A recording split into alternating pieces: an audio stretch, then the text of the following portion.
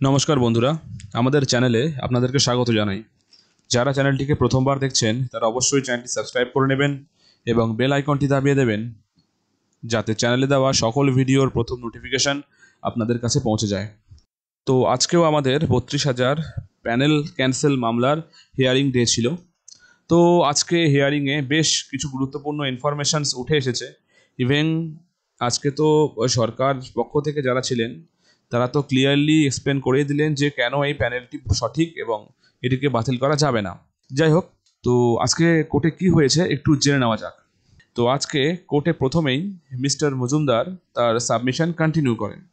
উনি বলেন যে যে প্যানেলটি হয়েছে সেটি হয়েছে ডিস্ট্রিক্ট ওয়াইজ, কোনো স্টেট ওয়াইজ প্যানেল কিন্তু হয়নি। যে কারণের জন্য এই প্যানেলগুলো ডিস্ট্রিক্টে লাগিয়ে দেওয়া হয়েছিল অবশ্যই। এরপরে তিনি বলেন যে এটা 21টা টোটাল রিট পিটিশন একই ব্যাপারে করা হয়েছে, টোটাল 21টি রিট পিটিশন করা হয়েছে একই ব্যাপার নিয়ে।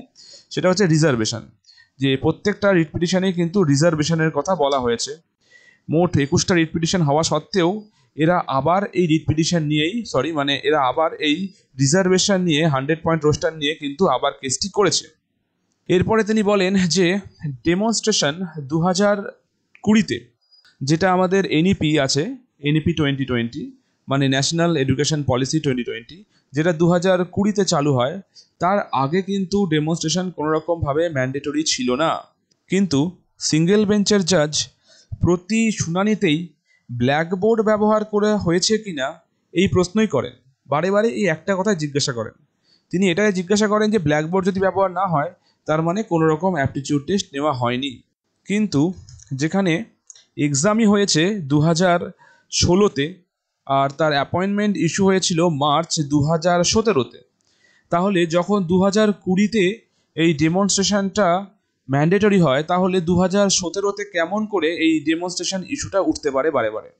তিনি আজকে এও বলেন যে সিঙ্গেল বেঞ্চের জাজ যখন কোয়েশ্চেন করেছিলেন ইন্টারভিউয়ারদের এবং পার্টিসিপেন্টদের, তখন যে উত্তর তিনি পেয়েছেন অথবা যে মিসম্যাচ পাওয়া গেছে ক্যান্ডিডেটদের এবং ইন্টারভিউয়ারদের এক্সামাইন করে, সেই সমস্ত এভিডেন্স কোনোভাবেই সাফিসিয়েন্ট নয় এই 32,000 প্যানেলটিকে ক্যান্সেল করার জন্য। এরপর তিনি বলেন যে এই কেসে স্পেসিফিক্যালি 32,000 ক্যান্ডিডেটদের ওপর কোনো অ্যালিগেশনই নেই।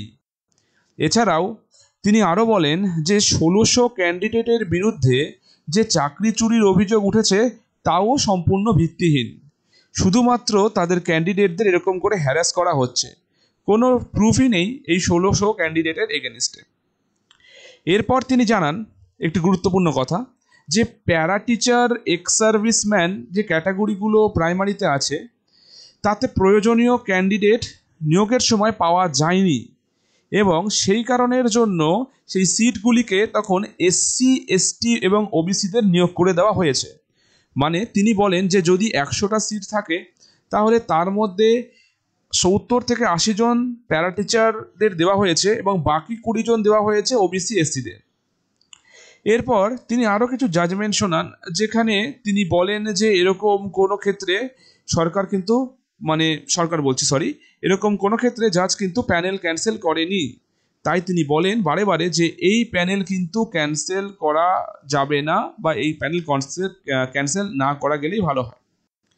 এই কথা বলে তিনি আজকে তার সাবমিশন শেষ করেন। এরপরে সরকারের পক্ষ থেকে মিস্টার বন্দ্যোপাধ্যায় মহাশয় ওঠেন, তিনি বলা শুরু করেন। তো প্রথমেই তিনি বলেন যে নোটিফিকেশানের পর এই প্রসেস স্টার্ট হয় অক্টোবর বা ডিসেম্বর 2016। এবার ইন্টারভিউ ও ভেরিফিকেশান স্টার্ট হয় নিয়ার অ্যাবাউট 31 জানুয়ারি 2017-তে। ইভেন তখনও এরা মানে পিটিশনাররা কোনো রকম কিন্তু অবজেকশন রেইজ করেনি। তখন যদি এরা অবজেকশন রেইজ করতো তাহলে তো আজকে এত দূর পর্যন্ত এই যে নিয়োগগুলো হয়ে গেল, এই নিয়োগগুলো তাহলে তখনই আটকে যেত। তখন এরা কোনো রকম অবজেকশন রেইজ করেনি, তখন করলেই তো এই প্রসেস আর হতো না।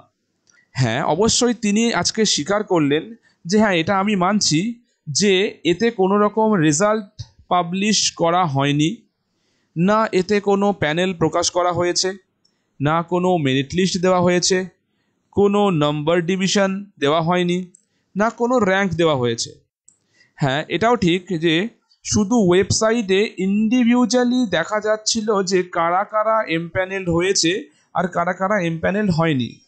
এরপরে তিনি জানান যে হ্যাঁ, এটাও ঠিক যে বারে বারে আমাদেরকে রিকোয়েস্ট করা হওয়া সত্ত্বেও কিন্তু কোনো রকম মেরিট লিস্ট পাবলিশ করা হয়নি। তারপরে তিনি বলেন যে 30শে জানুয়ারি 2017 শুধু একটি লিস্ট পাবলিশ করা হয়, যেটা ট্রেন্ড ক্যান্ডিডেটদের লিস্ট। তখন জাজ জিজ্ঞাসা করেন যে সব জেলায় কি ট্রেন্ড এবং নন ট্রেন্ডের আলাদা করে লিস্ট পাবলিশ করা হয়? তখন মিস্টার বন্দ্যোপাধ্যায় মহাশয় বলেন যে হ্যাঁ মাই লর্ড। এরপর তিনি জানান যে 4 ফেব্রুয়ারি 2017-তে লিস্ট নন ট্রেন্ড ক্যান্ডিডেট যারা ছিল সেইটা পাবলিশ করা হয়, কিন্তু বেঙ্গলি মিডিয়াম ছাড়া।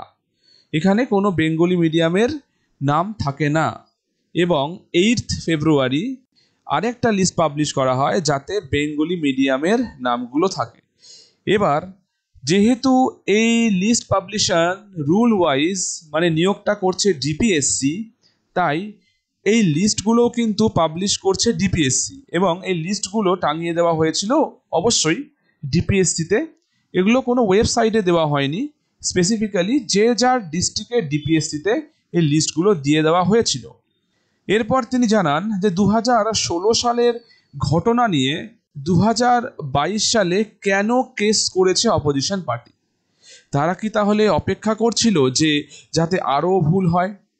এই যে কেস, সেটা তো 31শে মার্চ 2016 আগেও করা যেত। এখন এদের যখন এত আপত্তি ছিল তখন এই নিয়োগটি নিয়ে, তখন তো তার আগেও করতে পারত। এটাও তিনি আজকে জানান যে যাবতীয় অ্যালিগেশনস সম্পূর্ণ কিন্তু 2014 সালের নিয়োগ নিয়ে আছে। 2014 সালের নিয়োগে যে আনট্রেন্ড নিয়োগ করা হয়েছিল সেখানে কিছু মিসগাইডেন্স অবশ্যই আছে, কিন্তু এদের যে কেস সেটা 2016 সালকে নিয়ে। 2014 সালের ওপরে এদের কিন্তু কোনো রকম কেস নেই। 2016 সালের নিয়োগের ওপরে এদের চ্যালেঞ্জ চলছে, 2014 ওপরে কিন্তু এরা কোনো রকম চ্যালেঞ্জ করেনি।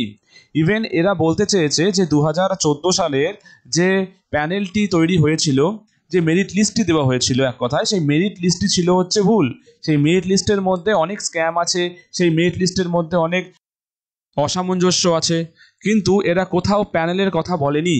এরা মেরিট লিস্টকে চ্যালেঞ্জ করতে চাইছে না প্যানেলকে চ্যালেঞ্জ করতে চাইছে। এদের পিটিশনে কিন্তু কিছুই বোঝা যাচ্ছে না, কোনো কিছু ক্লিয়ার নয়, আনক্লিয়ার একটা পিটিশন নিয়ে ওরা জাস্ট এই ফাইলটা করেছে। এরা সব ব্যাপার একটাই কথা বলছে যে টেট পরীক্ষা, টেট পরীক্ষা, টেট পরীক্ষা। এরা টোটাল টেট পরীক্ষা নিয়ে কথা বলছে, কোনোভাবে প্যানেল নিয়ে কথা বলছে না। তো এরপরে জাজ মহাশয় ওনাকে থামতে বলেন এবং উনি শোনেন যে আর কারা কারা আছে যারা সাবমিশন এখনও করবেন গভর্নমেন্টের পক্ষ থেকে। তো আজকে এই পর্যন্তই কেসটি হয়েছে। আগামী ডেট কবে পড়ছে না পড়ছে এখনও পর্যন্ত জানা যায়নি। জানা গেলে অবশ্যই আমরা জানিয়ে দেব। ততক্ষণ পর্যন্ত ধন্যবাদ।